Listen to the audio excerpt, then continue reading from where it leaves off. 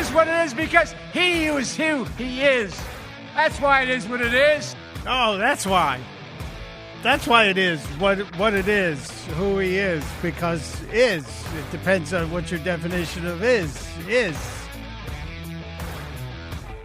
I'm going to miss him. Aren't you? I really am. Not his policies, not what he's done to the economy, not what he's done to our image around the world, but for the gaffes. We could just do, and maybe we should do, an entire show of Biden gaffes at the end of his presidency, whether it comes in a week, if he resigns before the election, or if we have to endure the next 6 months. We've already got the files. I can open up my computer and just put in the keyword Biden gaffe, and it comes up with literally folders and folders of files. Some of them as recent as this year. Some of them, where Biden said stuff like it is what it is, which I think was about 2 months ago. And remember, this was from last fall, I think. Well, I'm sick and tired of smart guys. Yes, we know that. And then remember when he was quizzed recently about his cognitive state and the fact that Donald Trump was regularly mentioning the fact that Joe Biden was declining in his cognitive abilities. I do. I remember that. And what was Joe Biden's message to Donald Trump? Watch me. Mr. President, watch me. Yes, we did. And we saw you fall, and we saw you fall off the bike, and we've seen you trip up the steps of Air Force One, and now you're using what they call the kiddie stairs. It is embarrassing, but we'll miss it. We will. And we just hope that a decision is made 102 days from now. That's a better decision for America. It's Mike Opelka, by the way, in for Chris Plant. It is the Chris Plant Show. And Chris is on vacation, and I'm here trying to hold up the fine standards of the show. So much to get to in this final hour of the program today. As Chris often says, they give me too much. They give me just entirely too much. Yesterday, historic day, not only for Joe Biden's speech, abbreviated speech from the Oval Office. I wonder if we can get a full recording of what Joe Biden said out in the Rose Garden. After he left the Oval Office, he walked out to the Rose Garden with Jill Biden, and it was a thunderous applause. Our buddy Larry O'Connor posted a little bit of it and said, "Dear leader," addressing his people. But I wonder what he said, because he had a microphone. And I wonder if he talked longer when he was outside than he did inside the Oval Office. Just speculating. Maybe that address he gave yesterday, that sounded a little bit like a hostage tape. To me, anyway. Sound a little bit like a hostage tape. Jeff, if you could just play that first clip you have on the cut sheet of Joe Biden. There is a time and a place for long years of experience in public life. But there's also a time and a place for new voices, fresh voices, yes, younger voices. I wonder if we were counting his blinking, and maybe his blinking was akin to a message, like he was giving us a Morse code kind of a thing, with blinking his eyelids. Then again, I did read that someone said that his blinking was slower than normal, which may have indicated some kind of medication. We don't know. We're not sure. Not sure at all. But it was really a bizarre address that didn't tell us why. And we still don't know why. Yesterday in the press briefing, which I want everyone to remember, the press briefing happened a day after it should have happened. There should have been a press briefing at least on Monday. There wasn't. KJP did not come back to speak to the press after Joe Biden stepped aside. She went on The View on Tuesday. So that tells you what the White House thinks of the press corps. They think The View is more important than the press corps. But Peter Doocy confronted KJP on whether or not there had been any cover-up, if you will, of Joe Biden's health situation. It would seem that people in this White House knew that President Biden was slipping, and it was hidden from the American people. So who ordered White House officials to cover up a declining president? It is not a cover-up. I know that is the narrative that you all want. Yeah, well, how else would you describe it? Because everybody told us he was sharp as a tack. Everybody told us he was sharp. He's sharp as a tack. He's sharp as a tack. We kept hearing it. He runs circles around the interns. Sharp as a tack, we were told. I have to tell you, it was kind of interesting to see a member of the mainstream media outside of Fox asking questions of KJP. A member of the mainstream media dared to bring up the question of why you would go on The View before you would come here and speak to the press. This happened as a CNN reporter. I wonder if she'll be fired. Messaging to us, to the press corps. It's been 9 days since there's been a briefing. The president obviously published his letter officially on Sunday, withdrawing from the race.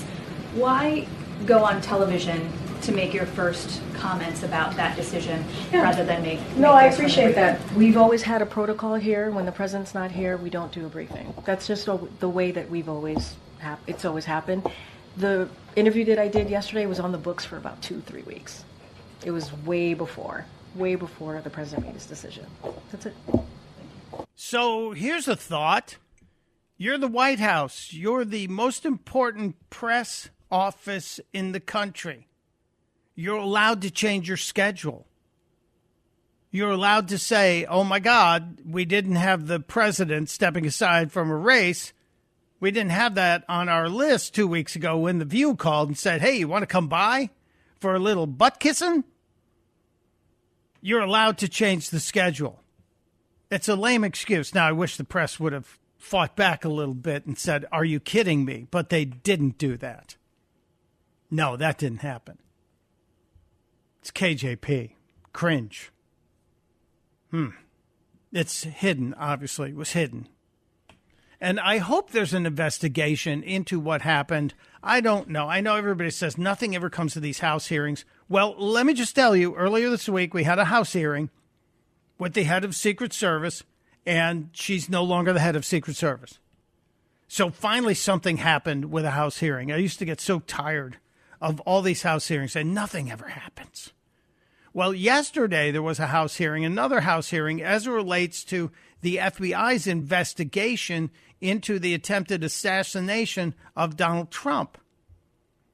And the FBI director, who I don't have any great love for the FBI director, at least he answered some questions. At least he gave us a couple of answers. We got nothing of that out of Director Cheadle. But the FBI director did tell us something that was absolutely astounding, and it is on the cover of the Washington Post today. It is one of the factual items that we learned from the investigation. It's ongoing. And here's that very interesting exchange from the FBI director yesterday informing the committee about the would-be assassin, and a little bit about him we didn't know before yesterday.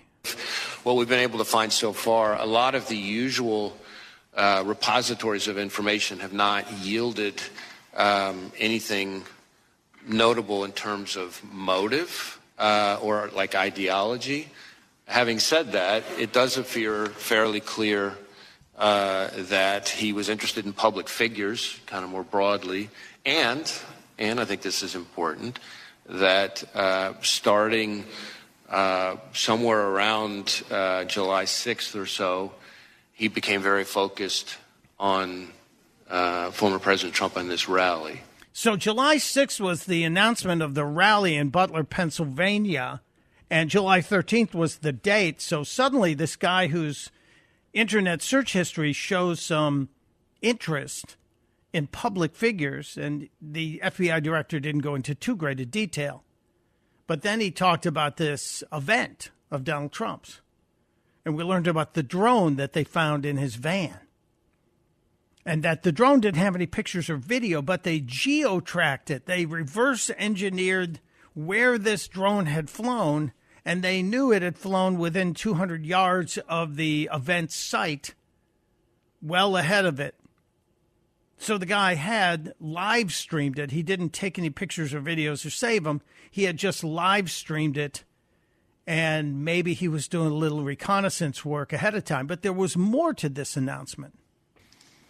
And so one of the things that I can share here today that has not been shared yet is that we've just in the last couple of days found that from our review, to your point about devices, analysis of a laptop that the investigation ties to the shooter reveals that on July 6th, he did a Google search for, quote, how far away was Oswald from Kennedy?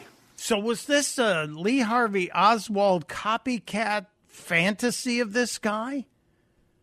It is kind of interesting to hear this, and maybe we'll hear more on this as this unfolds. But I also want to point out that as serious as the questioning was, the bipartisan unity we saw earlier in the week with the investigation into the Secret Service Director, Cheadle, former Secret Service Director now. Good job, everybody. The Democrats were not going to stay there very long. They showed off who they were yesterday, starting with Adam Schiff for Brains, who was questioning the FBI director, but took the opportunity before he asked anything really of the FBI director. He found a way to take a shot at Donald Trump. Let me start with a threshold question I'm curious about. When I applied to be an assistant U.S. attorney, I had to go through a background check. Do candidates for the FBI have to go through background checks? Yes. Would someone with dozens of felony convictions survive a background check for the Bureau? No. So they would never be hired by the Bureau? No. Well, clearly the Bureau has, you don't have to comment on this, I know you won't, but clearly the Bureau has higher standards for their hiring than one of America's great political parties. So he used 40 seconds of his 5 minutes of precious time to tell his little story and giggled to himself, and I'm sure they've got that clip on loop in Adam Schiff's office. And then there was Hank Johnson. Hank Johnson. Remember Hank Johnson? Hank Johnson's the guy who was worried that Guam was going to tip over. Hank Johnson, the congressman from Georgia who keeps getting elected. We can't blame Hank Johnson for being stupid, but we can blame his constituents for constantly reelecting him. Hank Johnson showed us another of the attacks that the left is going to try and use on Donald Trump, and he utilized his time to quiz the FBI director on Project 2025, which Donald Trump has already said he has nothing to do with it. But the Democrats are trying feverishly to label Donald Trump and paint him as the author of Project 2025. We have to get into a little bit of that. I'm up against the clock here. So when we come back, I'll walk you through the idiocy of Hank Johnson and then the brilliance of Thomas Massey, who asked just a great question of the FBI director. It's Mike Opelka in for Chris Plant on The Chris Plant Show. You're listening to The Chris Plant Show.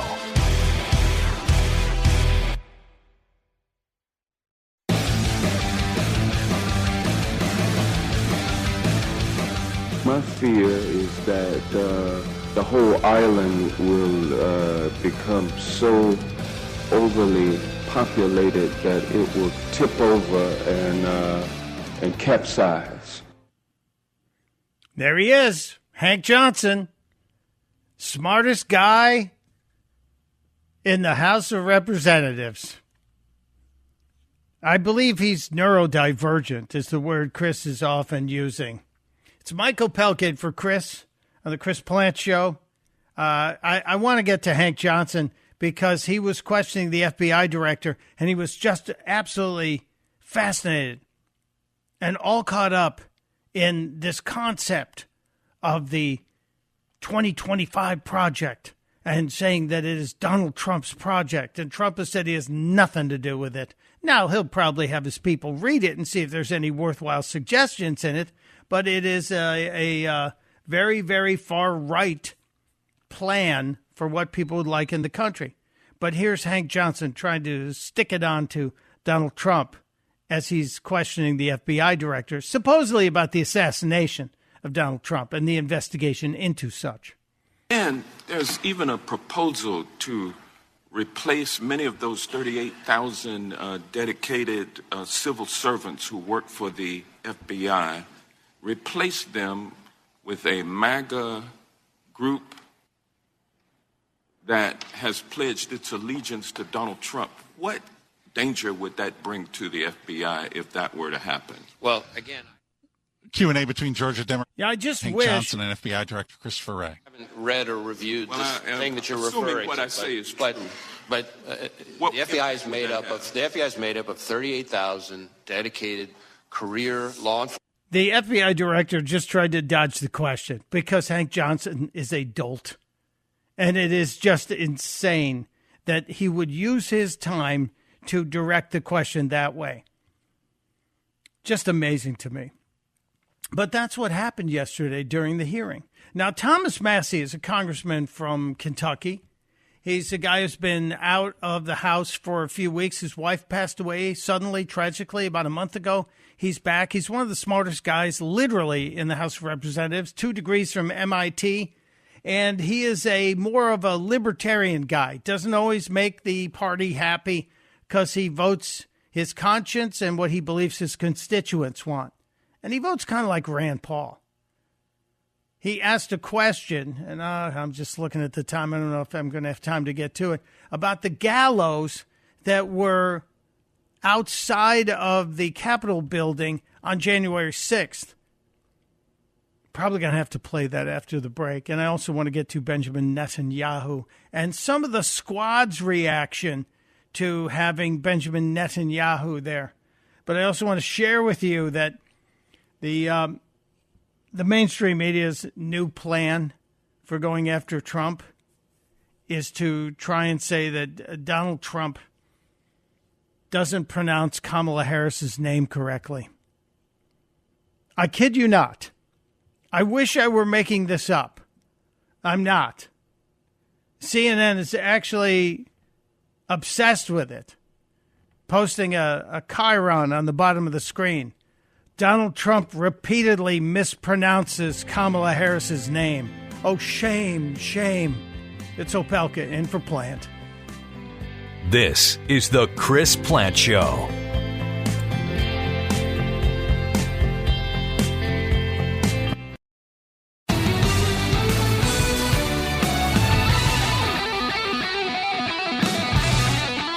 It is the Chris Plant Show, and it's Mike Opelka in for Chris. He's on vacation. Happy to be here, thrilled to be here. We were just monitoring during the break the presumptive nominee currently for the Democrats. And you have to say currently because you never know what's going to happen with this party. They might fall out of love with her, too. And then they decide to put somebody else in there. Maybe Michelle Obama. Who knows? Just saying. Last week, she wasn't the presumptive nominee. Now she is, and Joe's out. And they've completely forgotten about her, but she is speechifying in Houston, Texas, in front of the Teachers Union, the American Federation of Teachers. And she praised the teachers, as she should, by telling them they are doing God's work. And I always find it funny when the godless invoke God, but it's for convenience. But, yeah, I'm sure if she says anything of note, it will be available later. She's just pretty much blathering right now and talking about how she was so honored to get their endorsement. She's not gotten a single vote in a primary to be the nominee, and she's gotten the endorsement from one of the largest unions in the country. Interestingly enough, the lady who's in charge of the American Federation of Teachers, Randi Weingarten, is somebody who sounds deranged when she's up speechifying in front of the faithful of their union. Randi Weingarten, just days after Donald Trump survived an attempted assassination, Randi Weingarten wanted everybody to know that Donald Trump was a threat to democracy, an existential threat to democracy, a violent, tyrannical fascist. The November elections will determine which path we take as a nation.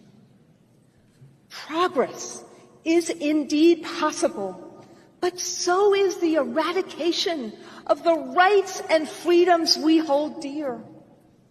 Historians like Timothy Snyder and Heather Cox Richardson, who study threats to democracy and how fascists come to power, conclude that it is seldom a dramatic event or attack that lets fascism in the door.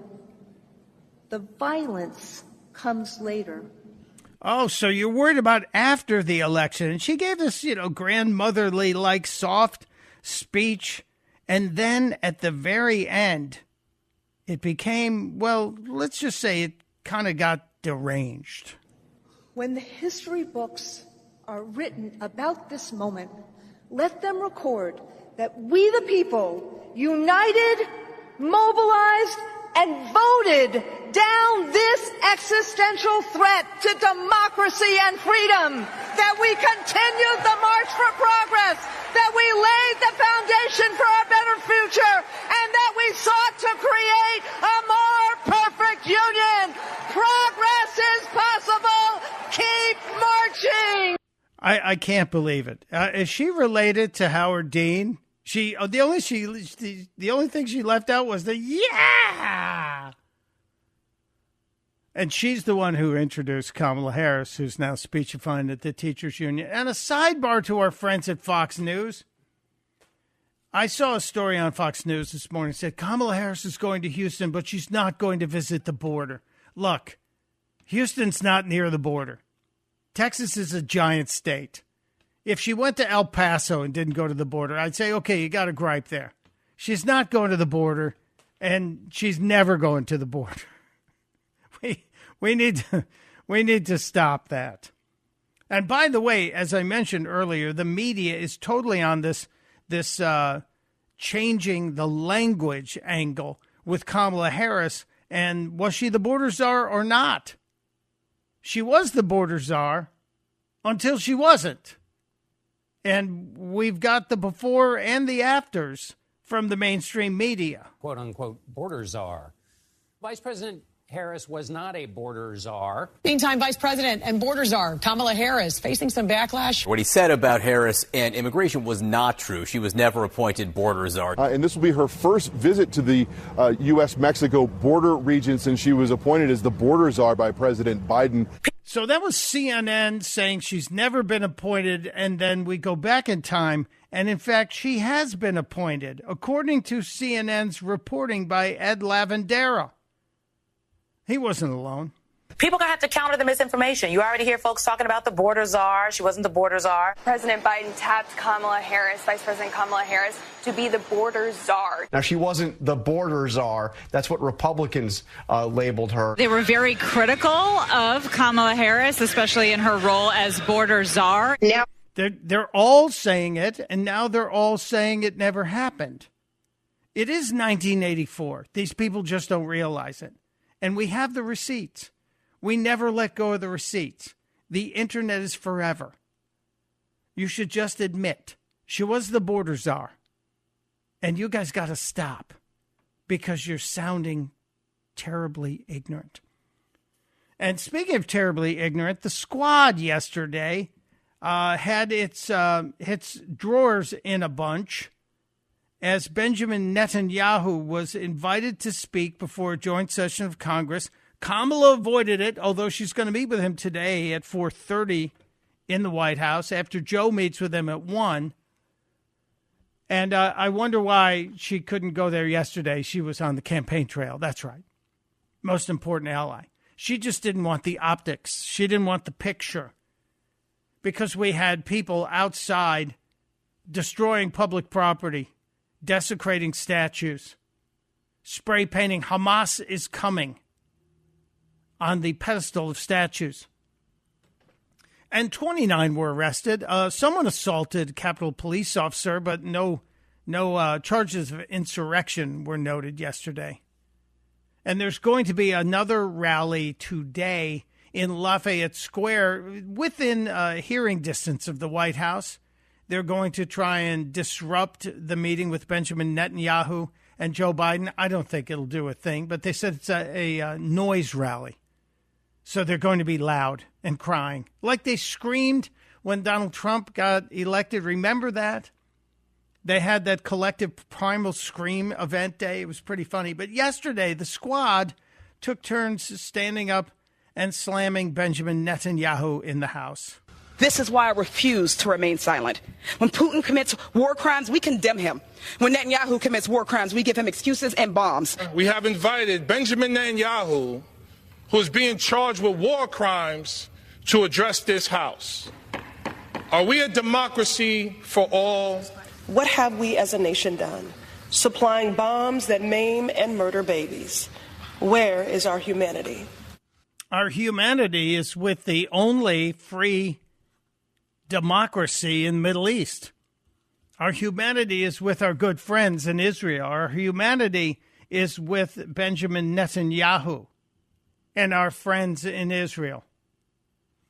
Netanyahu was pretty interesting yesterday. He was very clear on why he was there, and he was telling the story of the attack, of the horrific attack on October 7th of last year. I want to go through just a little bit of it here. It's pretty damn powerful. Like December 7th, 1941, and September 11th, 2001, October 7th is a day that will forever live in infamy. It was the Jewish holiday of Simchat Torah. It began as a perfect day, not a cloud in the sky. Thousands of young Israelis were celebrating at an outdoor music festival. And suddenly, at 6:29 a.m., as children were still sleeping soundly in their beds in the towns and kibbutzim next to Gaza, suddenly heaven turned into hell. 3,000 Hamas terrorists stormed into Israel. They butchered 1,200 people from 41 countries, including 39 Americans. Proportionately, compared to our population size, that's like 20 9/11s in one day. It is a stunning number when you think about it, and he does point out that proportionally that number is massive.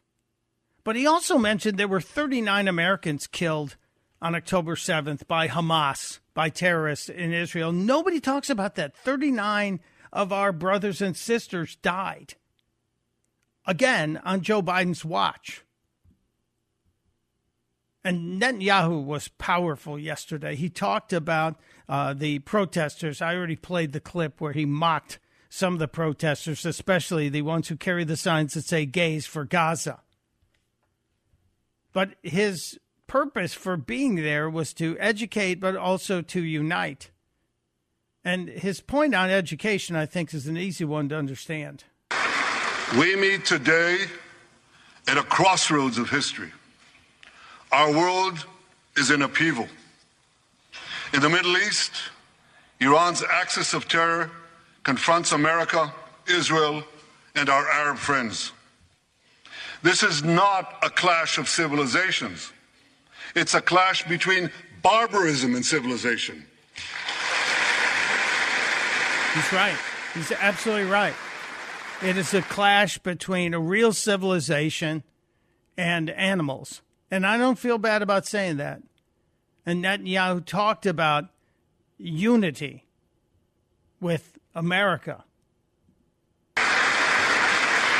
For the forces of civilization to triumph, America and Israel must stand together.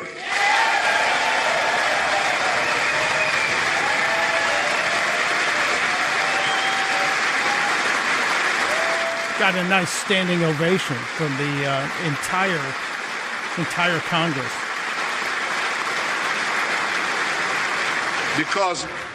Because when we stand together, something very simple happens. We win, they lose. I thought it was a pretty remarkable speech. It went on for a while, and Netanyahu is a great speaker. And one of the more important things you have to realize is this is not his first language. He is speaking English. That's not his first language. It's his second language. It's absolutely amazing. And he is capable of bringing the people that actually attended that speech to their feet. Nancy Pelosi, you should be ashamed of yourself for not going. Just terrible.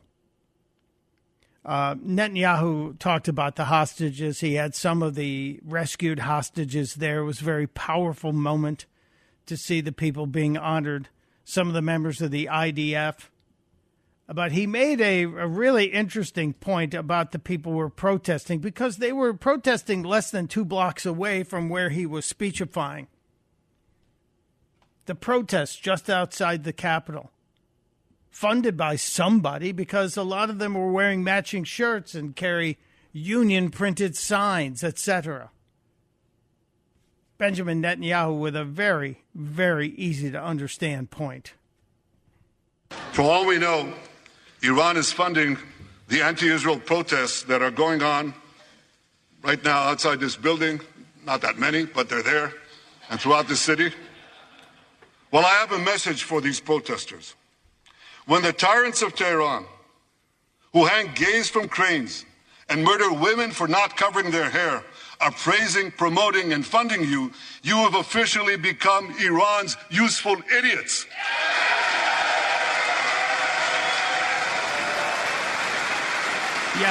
Yes, he's correct. They have, and they are. And he also made that funny line about gays for Gaza is about as correct as chickens for KFC. It was a great speech. Nancy Pelosi called it the worst speech from any visiting foreign leader ever in the history of joint sessions of Congress. I think she must have been tuned into something else. Maybe she was watching Joe Biden from a previous speech. Maybe that's what happened. I'm not sure. Let's grab one quick call before we take a break. Let's talk to John in Youngstown, Ohio. Hello, John. Okay, it's an honor to talk. My pleasure, sir. Welcome. I think you're fantastic. I'll make this quick. I'm wondering, I don't know if anybody ever brought this up, but is there a possibility of the citizens of the United States bringing a class action suit against the news media for election interference? You know, that's very interesting. The greatest thing we can do to punish the news media, since, you know, we'd have to pay lawyers to bring that suit, and that's expensive. Right. The greatest thing we can do is not watch them. When they lose, if you look at the numbers, and we're doing this analysis of the ratings before the show today, when they lose numbers, they lose money, and they hemorrhage money. And look at the firings that have happened at CNN in just the past couple of years because of the loss of audience. The average daily numbers in both CNN and MSNBC do not even add up to 1/2 of what Fox is doing right now. Fox is generating over 2.5 million on average throughout the day. CNN and MSNBC are barely together combined at 2.1 million. So they need 400,000 more to equal Fox, and that hurts them, and they lose money, and then they fire people. Sometimes it takes time. Well, they certainly are poisoning the well. I agree with you. And I think the biggest thing is the people like myself, many of your listeners out there are probably frustrated hearing the lies, consistent lies, and I'm losing my friends over it. And yeah, I really think they're directing the elections to a point where they have total control over it almost, and that's frustrating. Well, Chris often talks. Stop. Chris talks about media dominance, and it is frustrating because the Democrats have media dominance. They call their friends in the mainstream media and they say, "Okay, this is where we're going today." We talk about talking points.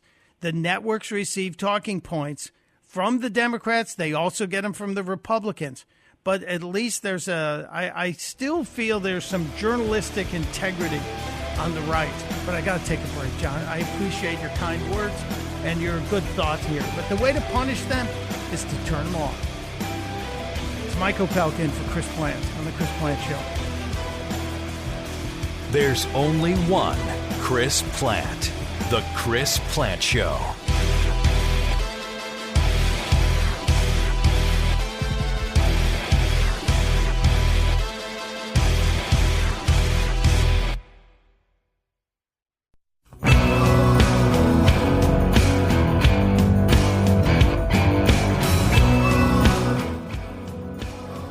It is the Chris Plant Show. Mike Opelka in for my vacationing friend. Happy to be here, thrilled to be here, honored to be here. We just have too much today. I wanted to get one quick call in before you get out, and we'll have to be brief, but Eduardo in Tampa, you're saying there's something going on with people and their luggage at the airports? Yeah, Michael. Well, this is after the CrowdStrike incident. They're based out of Austin, Texas. Yes. Pete Buttigieg is a little bit late to the game. I mean, that's somebody that they're considering for VP. But this is the incompetency of this whole administration, because if it's not illegal immigration, it's the Department of Transportation, because this happened, remember, with Southwest, and now it's happening with Delta. So they can't get their act together, these airlines. So there isn't any good oversight from the Department of Transportation. So you're worried that Mayor Pete may end up being the nominee for VP, which is you can cancel that nomination because of this. So I don't think that's going to happen now. Well, it certainly would check another box. Remember, you've got the LGBTQ box checked if you got Mayor Pete, and that's what these people are all about. Thank you for being there today, Eduardo. I hope everybody traveling gets their junk sorted out. It's certainly been a mess, and Mayor Pete has done nothing about it. It's Mike Opelka. Thanking you for being here. Thank you, Jeff. Thank you, Jane. Thank you, everybody. Till next time, testudo, my friends. Testudo.